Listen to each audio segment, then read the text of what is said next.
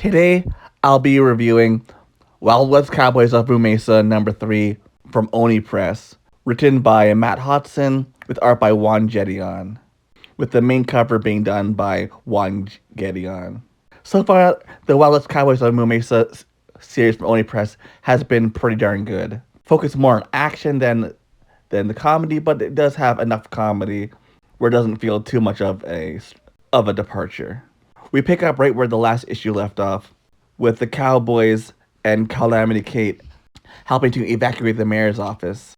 And just as Dakota Dude gets Buffalo Bill out, the whole mayor's office collapses. After taking a couple minutes to regroup and finding out that Dark Horse didn't just steal members of the town and mutate them into roided up freaks, they also destroyed all the money in the town's vault. And after talking to Cody Calf one last time, where Marshal Moo Montana tells him a quote from the Code of the West, "Win or lose today, it's sticking around to fight again tomorrow," as well as also telling Cody to take care of Miss Bullvine, which teases at their little will they, won't they.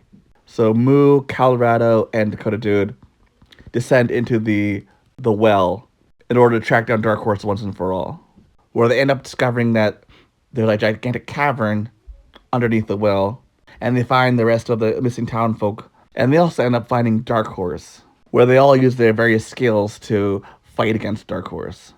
Dakota Dude using his strength to chuck boulders, Marshal Montana with his twin revolvers that shoot stars, and Colorado Kid using his lasso. And as the Cowboys of Mesa are fighting Dark Horse, Sheriff Terrible helps the townsfolk escape from their cage, and then escapes with them, leaving the Cowboys to fight Dark Horse. And just when it looked like they had defeated Dark Horse, the villain reveals that they had captured the Cowboys' horses, Cyclone, Rebel, and Jezebel, and had mutated them into massive, roided up freaks. So now the Cowboys have to fight their own horses, who do a number on them until Moo Montana realizes that if they can destroy the shards of the comet that had turned everyone into anthropomorphic animals in the first place, then they could get them back to normal.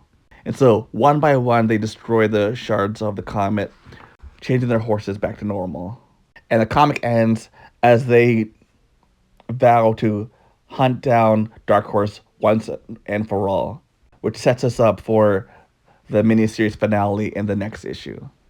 This was a very action-heavy, exciting, and dynamic issue.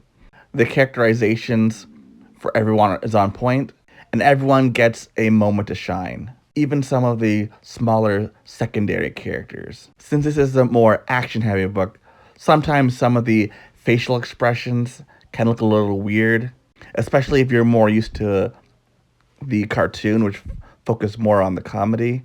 But you will get over it after all. But eventually you get used to it.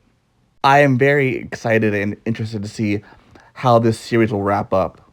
And if it can stick the landing, I hope that the success of this comic can lead to an ongoing, because this deserves to be much more than just a 4-issue miniseries. In conclusion, I highly recommend this issue, as well as also this miniseries in general, whether you're a fan of the original cartoon show or not. And I'm looking forward to the finale issue. Till next time, see ya.